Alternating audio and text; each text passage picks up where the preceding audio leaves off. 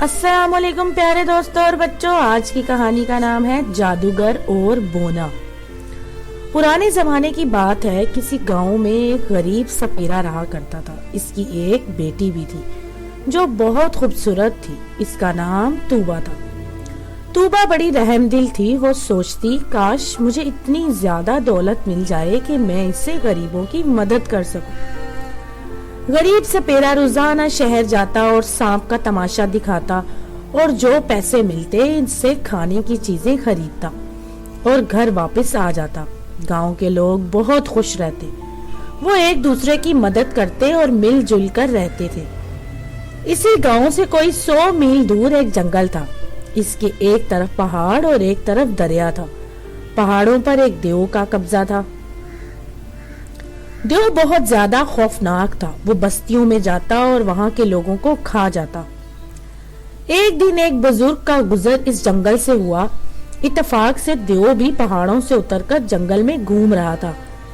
جب اس کا اور ان بزرگ کا سامنا ہوا تو دیو نے بزرگ کو دیکھا تو وہ انہیں کھانے کے لیے آگے بڑھا، لیکن یہ کیا، جوں ہی وہ آگے بڑھا اس کا سر گھومنے لگا اور وہ نیچے گر پڑا۔ بزرگ آگے بڑھے اور انہوں نے اس کا آدھا کان کاٹ دیا، جس کی وجہ سے دیو کی ساری طاقت ختم ہو گئی۔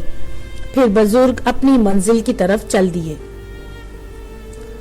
دیو نے جب اپنے کان کو ہاتھ لگایا تو آدھا کان غائب تھا۔ وہ چیخنے لگا۔ وہ جلدی جلدی اپنے ٹھکانے پر پہنچا اور اپنے استاد شیطان کو مدد کے لیے پکارنے لگا۔ شیطان آیا تو دیو نے اسے بتایا کہ اس کی طاقت چلی گئی ہے، اب وہ کیا کرے۔ شیطان نے اس سے کہا کہ وہ ہر ماہ ایک خوبصورت لڑکی کا خون پیا کرے، اس طرح سے اس کی طاقت واپس آ سکتی ہے۔ یہ کہہ کر شیطان غائب ہو گیا۔ دیو ارد گرد کے گاؤں میں ہر ماہ کسی خوبصورت لڑکی کو پکڑتا اور پہاڑوں پر جا کر اس کا خون پی جاتا۔ ارد گرد کے تمام گاؤں خوبصورت لڑکیوں سے خالی ہو چکے تھے اور دیو کی آدھی طاقت بھی واپس آ چکی تھی۔ سپیرے کے گاؤں سے بھی دیو 2 لڑکیوں کو اٹھا کر لے گیا تھا۔ تمام گاؤں میں خوف و ہراس پھیلا ہوا تھا۔ لوگوں نے اپنی بیٹیوں کو چھپانا شروع کر دیا تھا اور انہیں باہر نہ نکلنے دیتے۔ ادھر سپیرا روزانہ شہر جاتا اور سانپ کا تماشا دکھاتا اور جو رقم اسے ملتی وہ اس سے اپنے گھر کی چیزیں خریدتا اور واپس آ جاتا۔ اسی طرح اس کا معمول جاری تھا کہ ایک دن اس کا سانپ بھاگ گیا۔ اس نے بڑا ڈھونڈا لیکن اسے وہ نہ ملا۔ بیچارہ سپیرا پریشان گھر کی طرف چل دیا۔ آج اس کے پاس کوئی بھی چیز کھانے کے لیے نہیں تھی۔ اچانک اسے خیال آیا کیوں نہ میں جنگل میں چلا جاؤں اور وہاں سے سانپ ڈھونڈ کر لے آؤں۔ یہ سوچ کر وہ جنگل کی طرف چل دیا۔ جنگل میں پہنچ کر اس نے بین بجانی شروع کر دی، لیکن دوپہر سے رات ہو گئی، اسے کوئی سانپ نظر نہ آیا۔ وہ مایوس ہو کر گھر کی طرف چل دیا۔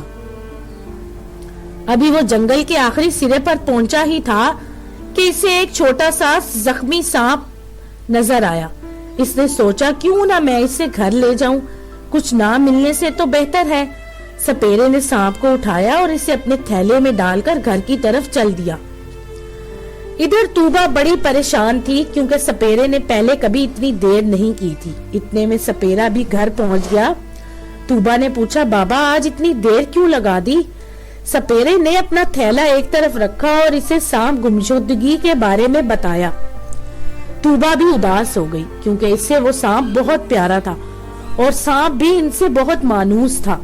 سپیرا اٹھا اور اس نے تھیلے سے سانپ نکالا اور اس کے زخموں پر مختلف قسم کی جڑی بوٹیوں سے بنی دوا لگائی اور اس کے اوپر پٹی باندھ کر پٹاری میں بند کر دیا تاکہ اس کے زخم ٹھیک ہو جائیں، اور پھر وہ توبا اور وہ سو گئے۔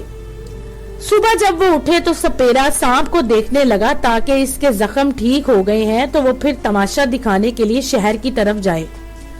جب اس نے پٹاری سے ڈھکن اٹھایا تو یہ کیا، اس میں تو سانپ کی بجائے ایک چھوٹا سا بونا تھا۔ سپیرا ڈر گیا اور تھوڑا سا پیچھے ہٹ گیا۔ بونے نے جب دیکھا کہ سپیرا ڈر گیا ہے تو وہ فوراً بول اٹھا۔ اس نے کہا سپیرے ڈرو نہیں، وہ سانپ میں ہی تھا جسے تم زخمی حالت میں جنگل سے اٹھا کر لائے تھے۔ مجھے ایک جادوگر نے سانپ بنا دیا تھا اور میرے جسم میں ایک کیل ٹھوک دی تھی۔ ایک دن میں جنگل سے باہر نکلا تو ایک عقاب کی نظر میرے اوپر پڑ گئی اور اس نے اپنی چونچ سے مجھے زخمی کر دیا۔ میں بڑی مشکل سے اپنی جان چھڑا کر جنگل میں پہنچا اور پھر زخمی حالت میں تمہیں مل گیا۔ تم مجھے گھر لے آئے اور میرے زخموں پر مرہم لگایا، اور جب تم پٹی کرنے لگے تو وہ کیل نکل گئی اور میں اپنی اصلی حالت میں آ گیا۔ تمہارا بہت بہت شکریہ سپیرے۔ پھر بونے نے اپنے ہاتھ سے انگوٹھی اتاری اور سپیرے کی طرف بڑھاتے ہوئے بولا، یہ انگوٹھی اپنے پاس رکھے، جب تک یہ انگوٹھی آپ کے پاس رہے گی میں آپ کا غلام رہوں گا۔ سپیرے نے انگوٹھی لے لی اور بونا غائب ہو گیا۔ جب وہ کمرے سے باہر آیا تو توبہ نے اس سے سانپ کے بارے میں پوچھا، آیا وہ ٹھیک ہوا ہے یا نہیں؟ پھر سپیرے نے اسے بونے اور اپنے درمیان ہونے والی گفتگو کے بارے میں بتایا اور انگوٹھی توبہ کی طرف بڑھا دی۔ توبہ بھی وہ انگوٹھی دیکھ کر حیران ہوئی، لیکن پھر اس نے وہ انگوٹھی پہن لی۔ اس کے بعد توبہ نے انگوٹھی کو رگڑ کر بونے کو حاضر کیا۔ توبہ نے اسے کھانا حاضر کرنے کو کہا اور پلک جھپکتے ہی کھانا آ ہوا اور پھر بونا غائب ہو گیا۔ سپیرے اور اس کی بیٹی نے پیٹ بھر کر کھانا کھایا اور خدا کا شکر ادا کیا۔ توبہ نے انگوٹھی کے ذریعے لوگوں کی مدد کرنی شروع کر دی۔ لوگ بہت خوش تھے، وہ سپیرے اور اس کی بیٹی کی اور بھی عزت کرنے لگے۔ اس طرح دن گزر رہے تھے کہ ایک دن توبہ لوگوں کے مسائل حل کر رہی تھی کہ اچانک وہاں دیو آ گیا۔ تمام لوگ اپنے اپنے گھروں میں گھس گئے اور دروازہ بند کر لیا۔ توبہ بھی بھاگ کر گھر کی طرف جانے لگی۔ ابھی وہ گھر کے نزدیک پہنچی ہی تھی کہ دیو نے اسے پکڑ لیا اور مٹھی میں بند کر کر اپنے محل میں لے گیا۔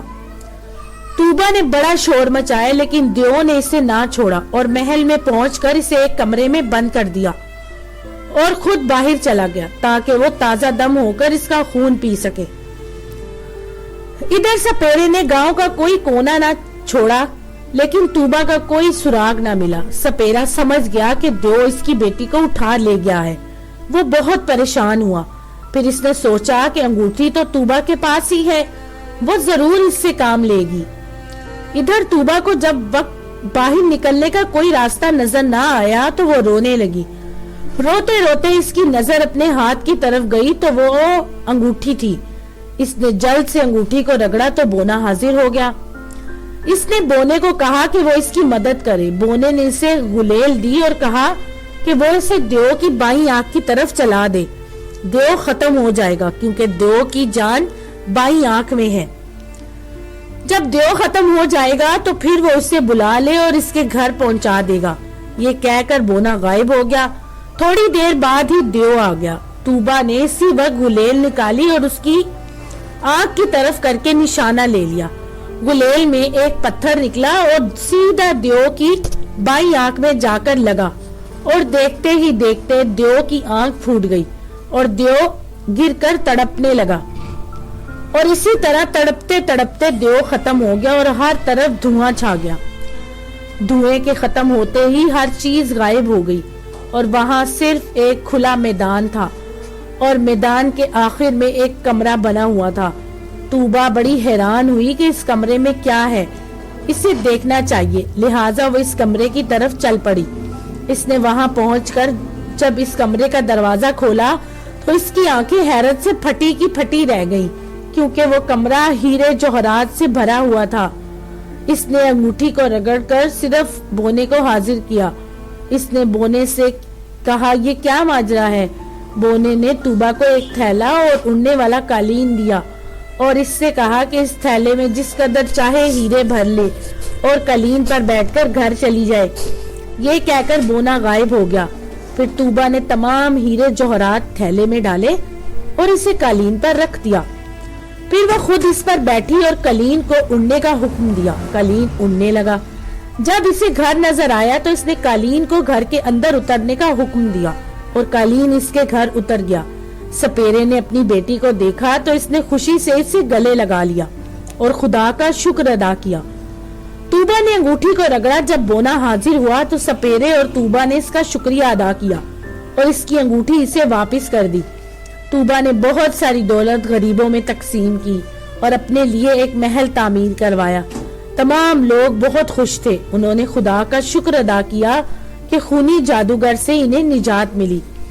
تو دوستو، اگر آپ کو میری یہ کہانی پسند آئی تو میرے چینل کو لائک اور سبسکرائب ضرور کیجیے گا۔